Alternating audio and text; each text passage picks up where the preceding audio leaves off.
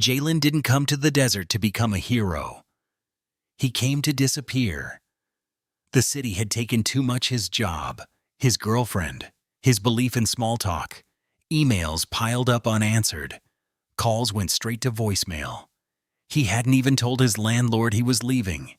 He just packed a backpack, booked a one-way bus ticket to the edge of nowhere, and walked into the sand. It was supposed to be temporary, just a few days. But something about the silence kept him there. The air smelled like dust and salt. The wind carried no noise but its own.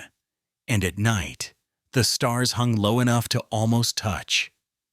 He pitched his tent in a rocky ravine between two jagged cliffs, far from any signal, and told himself this was living.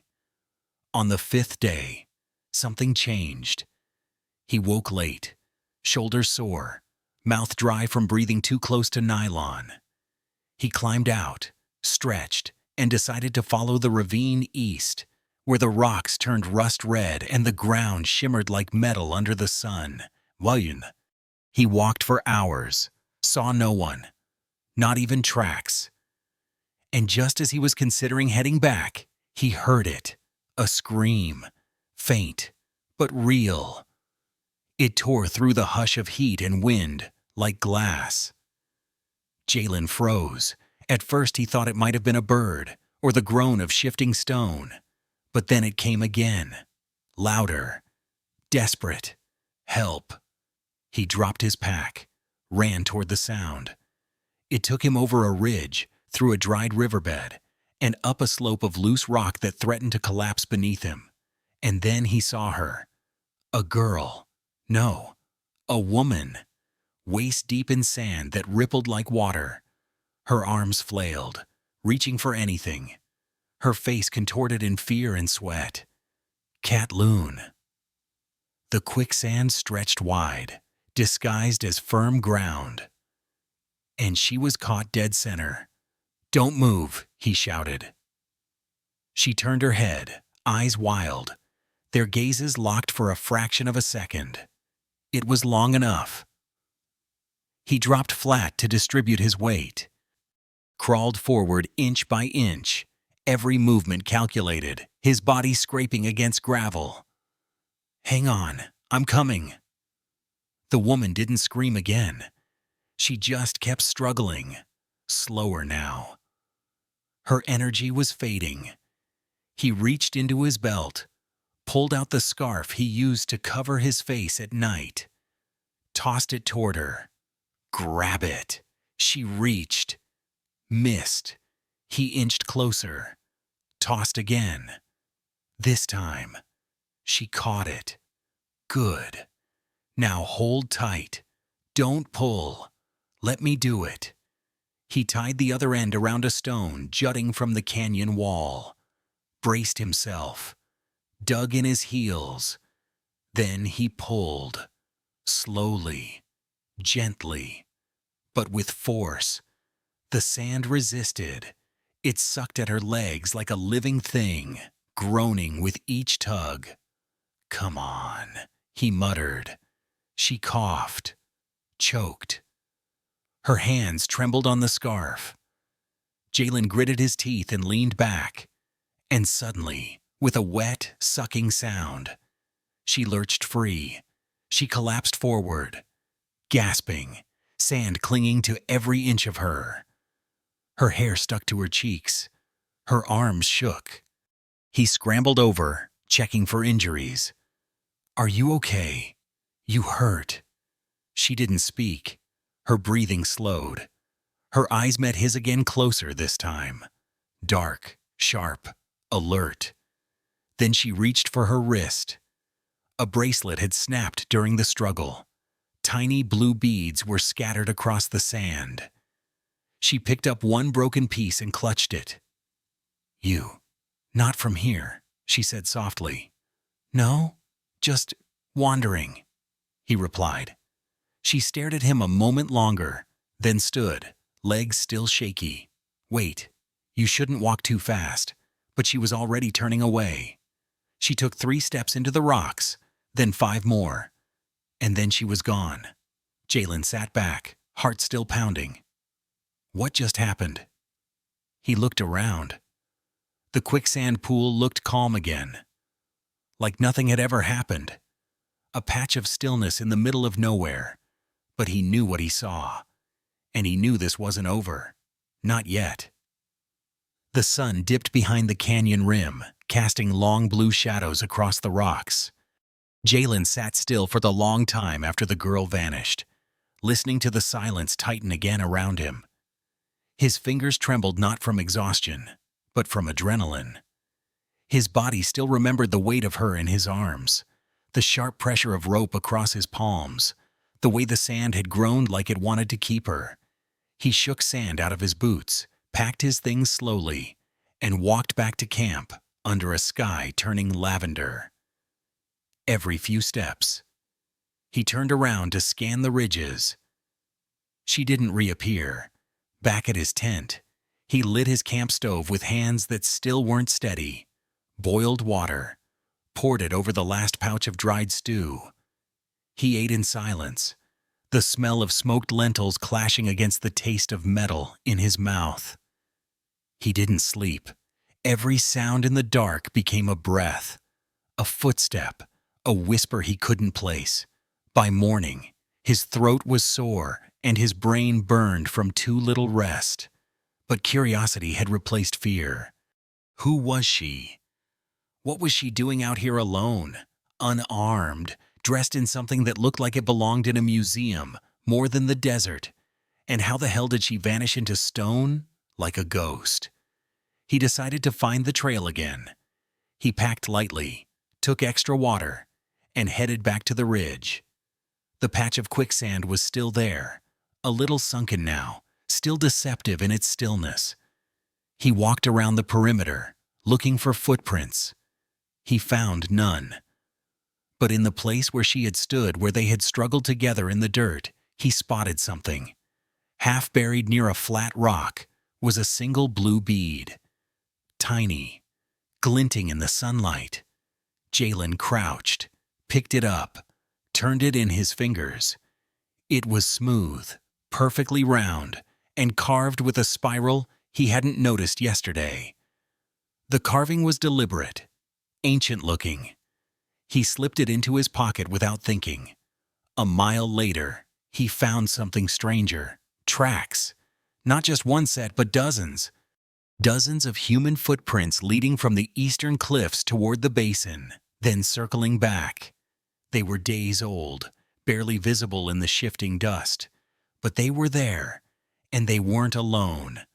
Hoofprints, animal dung, broken reeds, and then symbols. Painted onto the flat stone face of a wall at shoulder height was a mark. 3 intersecting circles, like petals on a flower. Around it, spirals, dots, not graffiti, not random, deliberate, ritualistic. He pulled out his phone dead. No signal anyway. He stared at the wall, then at the empty canyon beyond. Something about the pattern felt familiar, not from experience, but from instinct. Like he was meant to find it. He took out his sketchbook, began to copy the symbols. He didn't know why, but something told him this wasn't over, not by a long shot. That evening, as he returned to his camp, he noticed something else. The scarf he'd used to rescue the woman, it was gone. He had left it drying on a rock beside the tent. Now, only the rock remained. No wind was strong enough to carry it far. And yet, it was missing. He scanned the ground, nothing. But as he circled back behind the tent, he froze. There, tied gently to the handle of his backpack, was a different piece of cloth. It was soft, hand-woven, streaked in faded red dye, and wrapped around it was a string tied in a knot he didn't know. Inside that knot was something heavy. He unwrapped it carefully. A second bead, this one green, larger, also carved. He sat down hard. What the hell was happening? He ran his fingers over the new bead, then pulled out the blue one, placed them side by side. They fit. Two halves of a design. He didn't sleep again that night, but not from fear, from wonder. The next morning, just as the sun breached the ridge, he made a decision. He would follow the path east, back into the canyon. Wherever the woman had gone, he needed to find her, not just for answers, but because something in his chest had shifted the moment her eyes met his, and he couldn't pretend it hadn't happened. He left a note in the tent, in case anyone came by. Gone east, back in 2 days. Maybe. Then he packed his bag, took the 2 beads, and walked toward the cliffs. He didn't see the eyes watching him from above, didn't hear the soft rustle of robes shifting behind a boulder, didn't notice the faint trail of red dust disturbed by feet not his own.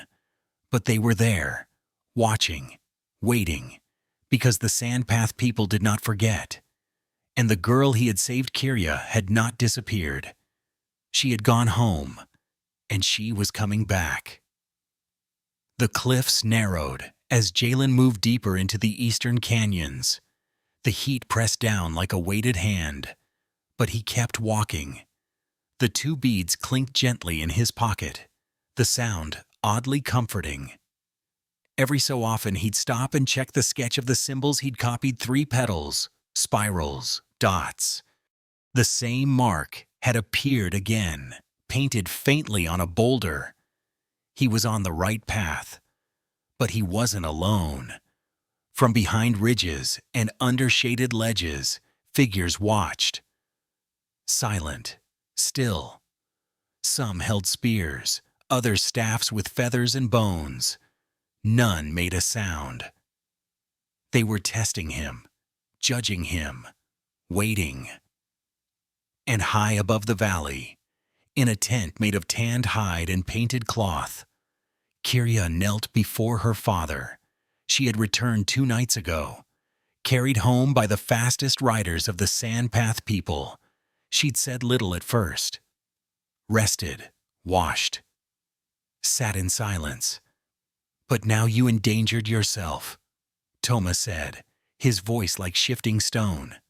You left the protective zone. I had to. Kyria replied. I needed to see it for myself. You were nearly lost, and yet I was saved. Her father studied her, by an outsider. Yes, this changes nothing, he said.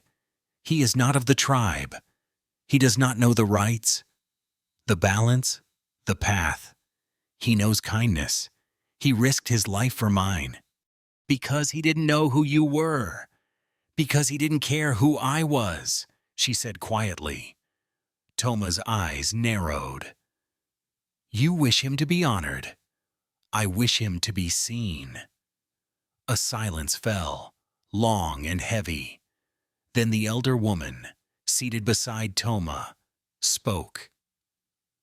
There is precedent, she said. Long ago, when our mothers walked the dunes, a girl was saved by a stranger. He proved himself, took the tests, became one of us.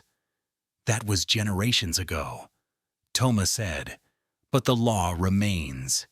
Kyria did not smile. She simply waited, and after a long time, her father rose. Then let him be brought. If he survives the path, the trial, and the offering, we will speak again, back in the canyons. Jalen crossed a ridge and found a small stack of stones deliberately placed, like a marker. He crouched, touched one. It was warm, freshly handled. Someone had been here recently. He rose and continued. By dusk, he reached a bend in the canyon where the rock walls curved inward, forming a natural gate.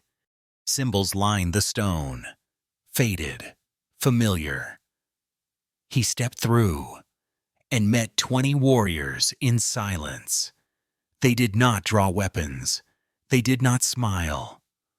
One stepped forward, a woman with silver hair braided in cords, beads hanging from her belt. "You are the one who pulled our daughter from the earth." Jalen swallowed. "I didn't know who she was. I just saw someone in danger." The woman nodded. Sometimes truth lives before knowledge. She stepped aside. "Come." They walked in silence as the path opened into a valley Jalen never imagined. Lush patches of green grew where hidden springs bubbled.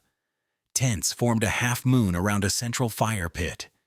Children ran between cooking stones and weaving mats. The sandpath village was alive, hidden in the bones of the desert. Kirya waited near the fire. She wore different clothes, now layers of red and gold.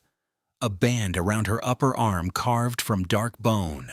When she saw him, she didn't smile, but she stepped forward. "You came. You left a bead on my pack," he said. "I didn't have much choice." She almost smiled then. They brought him before the elders. Toma stood tall, his presence like mountain wind. "You enter our place as stranger. Do you seek to stay?" Jalen hesitated. "I don't know what I seek, but I know I couldn't forget her face." A murmur rippled through the crowd. Toma raised a hand.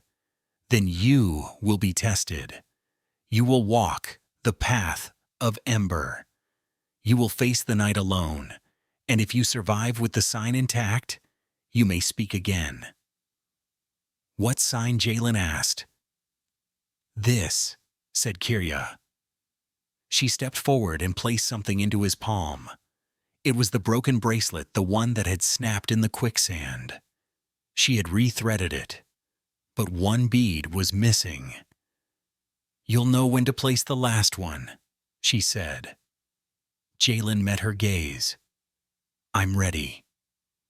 That night, they led him into the hills. No torch, no food, just the bracelet, and the eyes of 100 strangers watching him disappear into the dark. He walked until the firelight vanished behind him, until the canyon swallowed sound. Then he climbed. Above him, the stars wheeled, and somewhere in the dark, the trial began. The desert swallowed him whole. As Jalen moved away from the village, each step pulled him deeper into a silence that was not empty, but ancient. The stars above glinted like eyes. The moon, a chipped coin, offered no warmth. He had nothing but the bracelet Kirya gave him now, complete with 3 beads and the weight of too many questions. No fire, no food, no guide. Just the promise of trial. Just the echo of her voice telling him he would know when to place the last bead. He climbed higher into the hills, where wind carved the stone into spirals and jagged faces. The cold came fast. He wrapped his jacket tighter and kept walking, because stopping meant overthinking, and overthinking would crack him open. Halfway up a ridge, he paused, sensing movement behind. He turned, nothing but shadow. Still, he felt it. Eyes, the same way animals know when they're being watched. He pressed forward. The path narrowed until it was barely a goat track along a ledge. He pressed his back to stone, breathing slow. One wrong step, and he'd vanish into darkness. Then, the ledge widened into a small plateau. He settled there, tucking his legs close, placing the bracelet beside him. The wind howled like stories. At first, he tried to count stars, but soon his mind drifted. He thought about the city, about the noise he once lived inside, about how none of it had ever made him feel this alive or this afraid. Hours passed. The temperature dropped. Sleep pulled at his eyes like hands. but he forced himself to stay awake. The elders had said face the night, not sleep through it. So he watched the shadows dance. At one point, he blinked, and when he opened his eyes, a spiral had been drawn in the sand before him. Fresh, no footprints nearby. He reached out. The spiral was warm, alive. His heart pounded. He looked up and saw a shape at the edge of his vision. Human, cloaked, tall. It pointed to the bracelet. He stood slowly. The figure did not move. Jalen stepped forward, hands raised. But before he could speak, the figure vanished behind stone. He hurried after it but found no one. Only a basin of dark sand. At the center of the basin was a bead, red, carved with a spiral that matched the tattoos on Kiria's shoulder. He picked it up. As his fingers touched it, he felt a pulse, not physical, but remembered, like memory echoing through time. He added it to the bracelet. The piece clicked into place as though it had waited centuries. The wind calmed. He sat down, cradling the bracelet in his hand. The canyon no longer felt hostile. It felt aware, as if watching what he would do next. He whispered into the dark, "I'm still here. I haven't run." No voice answered. But above, a hawk cried into the night, and something inside him settled. Just before dawn, a boy appeared at the edge of the ridge, barefoot, silent, holding a bowl of water. Jalen blinked at him in disbelief. He hadn't heard a single step. The boy offered the bowl without a word. Jalen drank and followed him back down the ridge. The village came into view slowly, the smoke of early fires curling into the pale light. As they entered the gathering circle, the tribe was already waiting. Toma stood at the center, Kiria beside him, the elders in their half ring. The people made no sound. Jalen stepped forward. He said nothing, just held out the bracelet, now bearing 4 beads blue, green, red, and the original black thread binding them all. Toma received it, studied it for a long moment, then passed it to the elder woman, who examined the carving. "He has walked the path," she said aloud, "faced the dark, returned with the sign." Toma turned to Jalen. "Why did you not turn back?" Jalen's voice cracked, dry from cold and awe. "I thought about it. But I didn't come this far to run from what I didn't understand. I think part of me was always walking here, even before I knew this place existed." He looked at Kiria, and because she believed I would, the elder woman stepped forward. From her satchel, she revealed the final bead clear, the size of his thumbnail, with a white core that shimmered in the morning light. She handed it to Kiria, who stepped close. "This one isn't given," she said. "It's chosen." She placed it in Jalen's palm. He looked down at it, then at her, then slowly added it to the bracelet himself. The loop was complete. "You belong," she said, "if you still choose to." And Jalen, before the tribe, before the dawn, before everything that once defined him, said simply, "I do." The crowd exhaled. The drums began again. And Jalen, no longer stranger, no longer lost, felt the rhythm, not just under his feet, but in his bones. The trial was over. The story had just begun. The days that followed moved slower than time. Jalen was no longer a guest, but not yet a native. People greeted him with nods, offered food, taught him words in a language he barely understood. Children asked about his boots, his watch, his notebook. Elders observed in silence, as if waiting to see whether the fire in him would sustain or fade. Kiria was there, but distant. She watched him from across the courtyard, joined him for meals, but spoke little. It was not coldness, it was ceremony. She was the daughter of the chief, and he was still proving that his presence would not crack what held the tribe together. He slept in a tent of his own now, woven with patterns that resembled the spirals from the cave.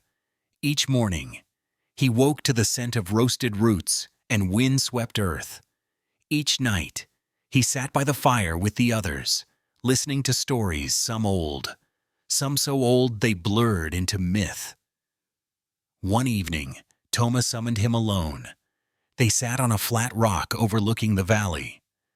Toma's face was lined, but sharp, like carved obsidian.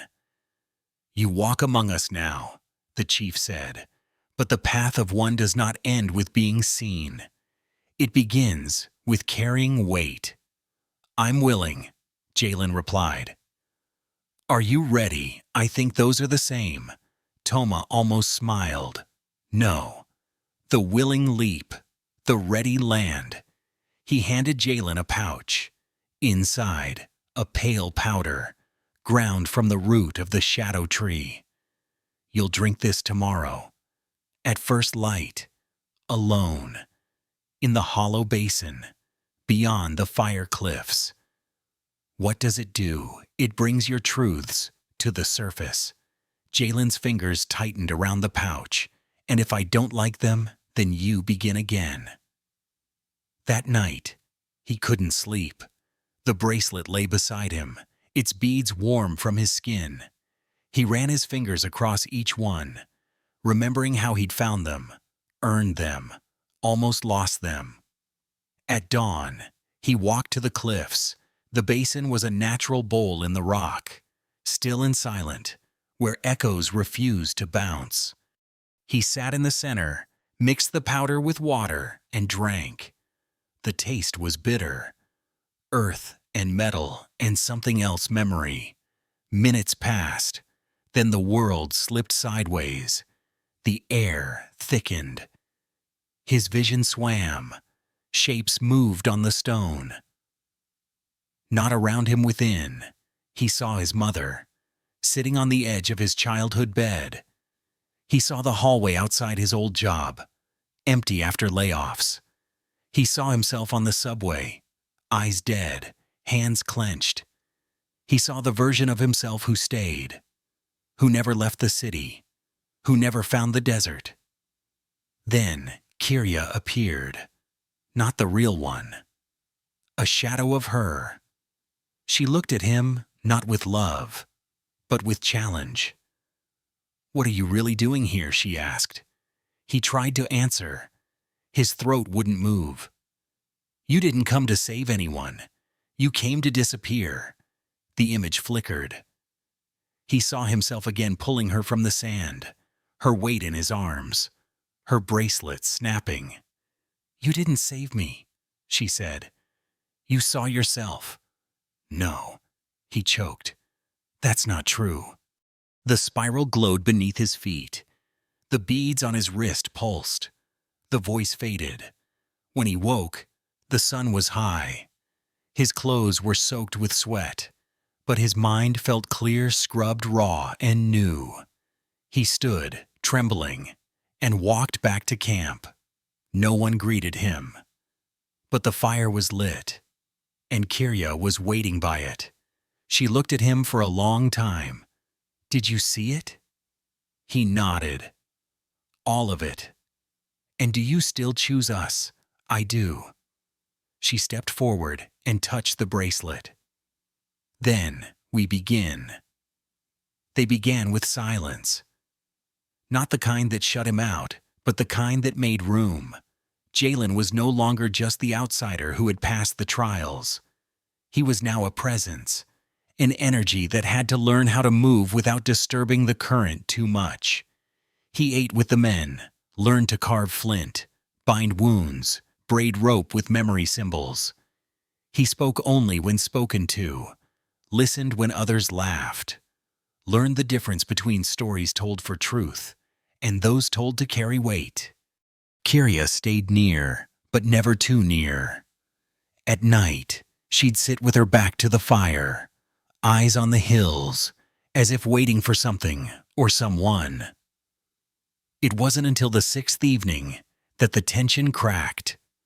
A man named Varric, tall, broad, with a streak of white through his hair, stood during the meal and said, "We let him walk. We let him eat. But who has asked what price he carries?" The circle froze. No one spoke. Toma, seated beside Kiria, remained still. Jalen looked up. "If you have something to ask, I'll answer it." Varric stepped forward. "I have questions, but answers don't matter, not when they come from tongues trained to lie." Jalen stood, slow and steady. "I didn't lie. I walked your path. I faced your fire. You faced what was placed before you," Varric said. "But you did not face what you brought with you." The air grew tight. Jalen felt Kiria rise behind him. "Enough," she said. Varric turned. "Is it enough, daughter of the chief? When your name was once promised to another, when your exile ended with the arrival of a stranger, gasps spread like sparks." Jalen's jaw tightened. Promised Kiria's face did not flinch. "I left to choose my own path, and brought back the first man who looked at you without fear." The insult hung in the air. Toma rose now, slow, deliberate. Words spoken in the fire circle must carry truth, or carry consequences. He said. Varric nodded. "Then let truth speak." He turned to Jalen. "Let him walk the second spiral. Let him face what only the bonded may survive." Kiria stepped forward. "That right hasn't been called in generations." "Then let it begin again," Varric said. Silence. Then murmurs. "The second spiral.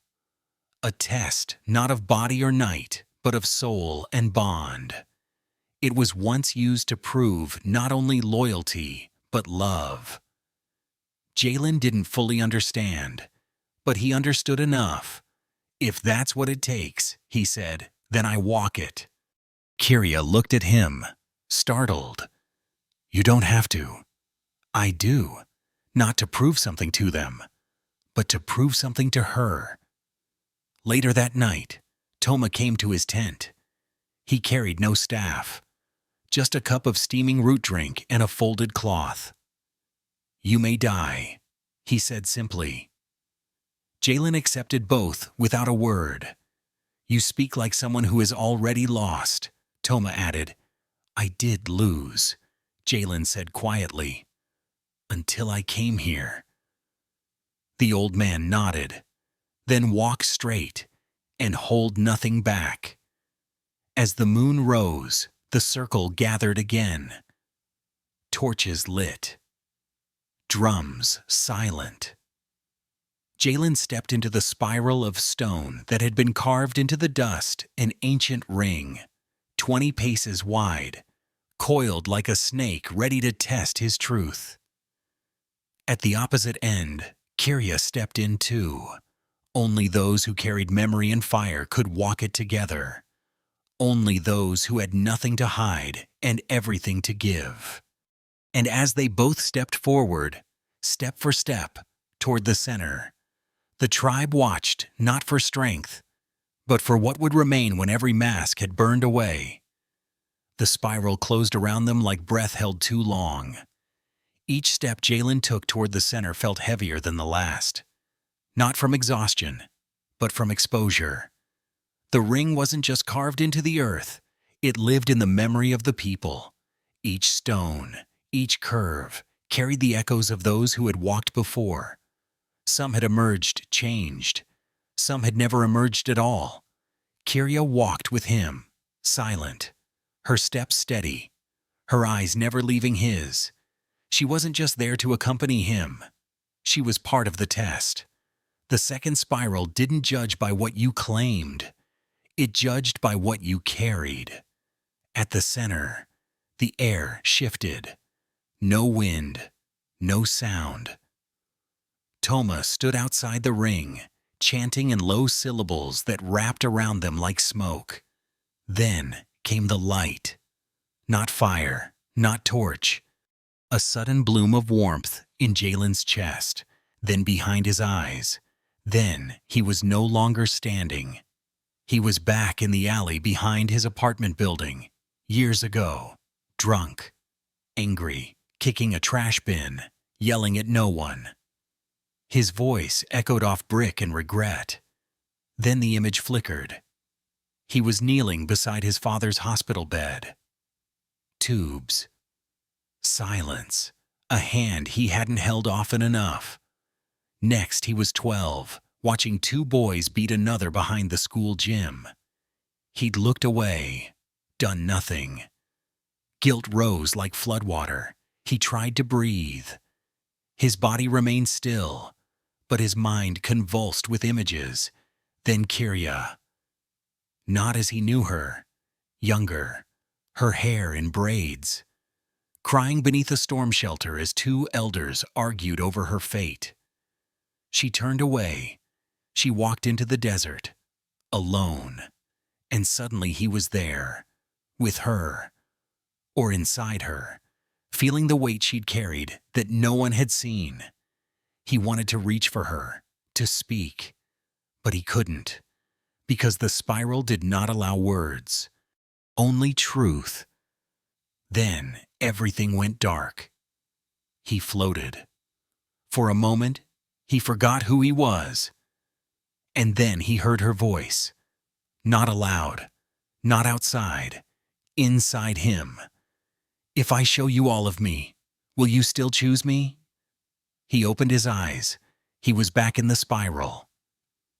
Kyria stood across from him, tears streaking her face, but she did not look afraid.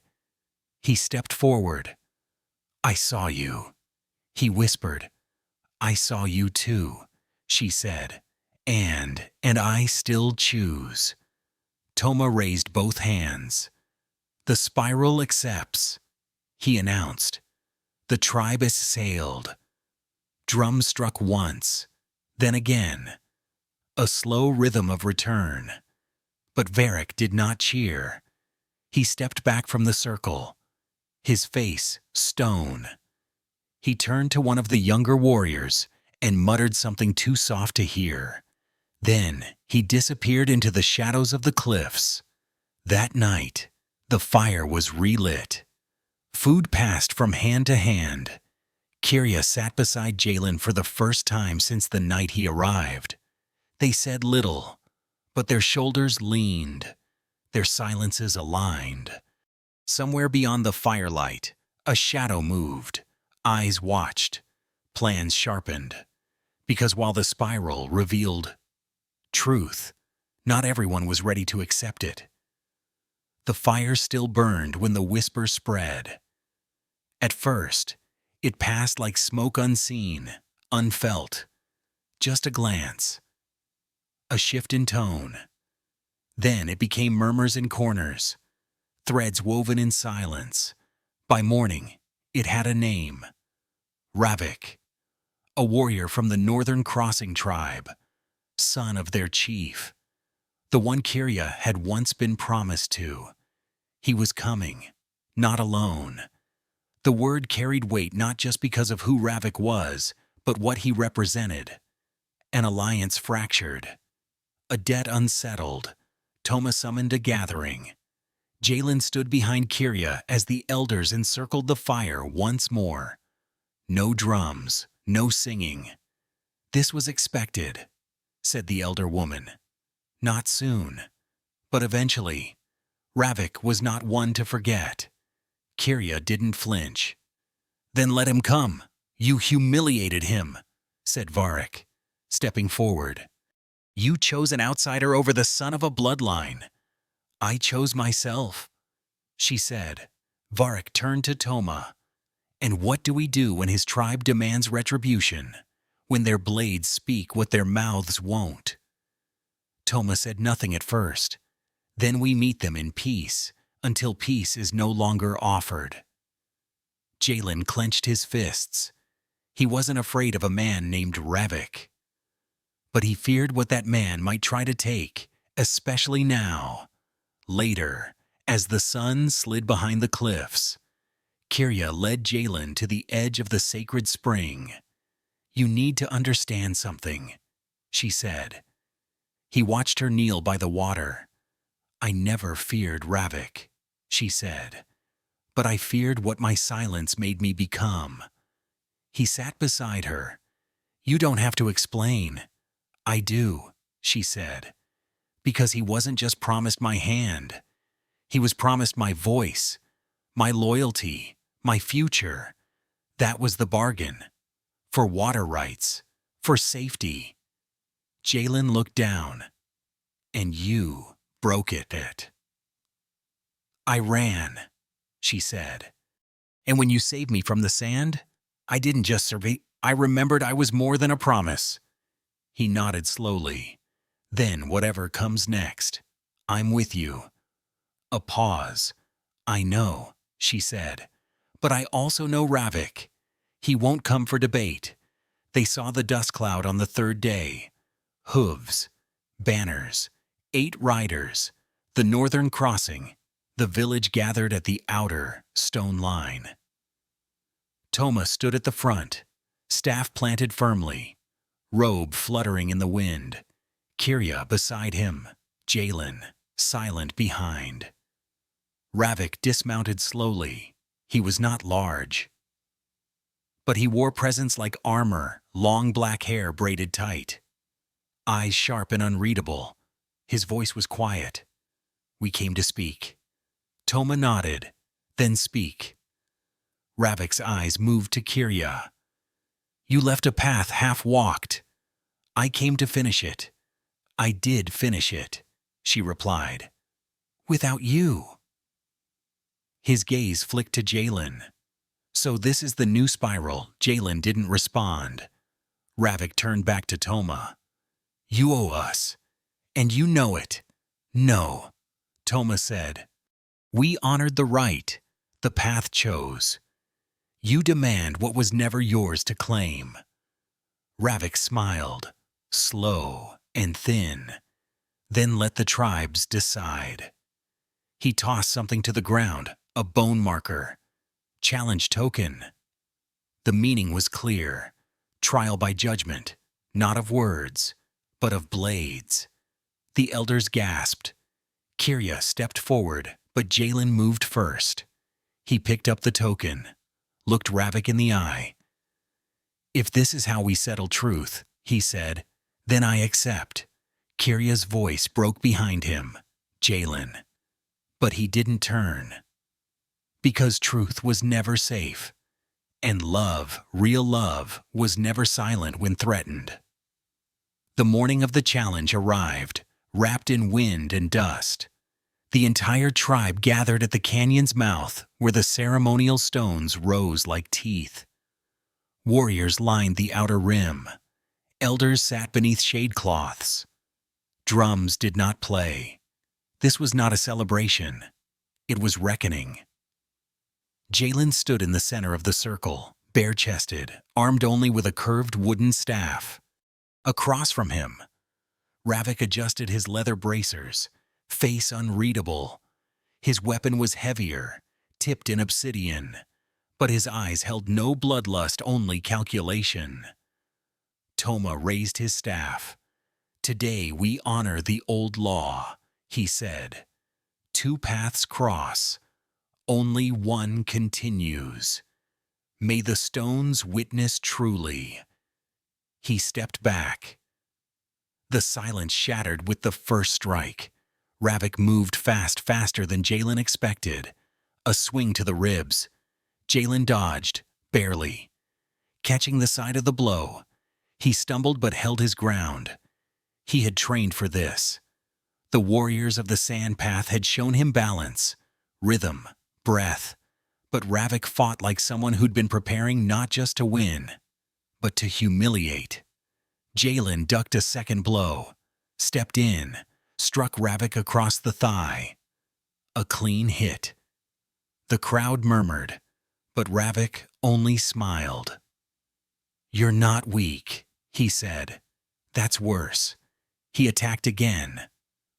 A feint, a twist, then the real blow, low and fast. Jalen fell. The staff skidded across the dust, blood at his lip. The circle tensed. Ravik stood over him.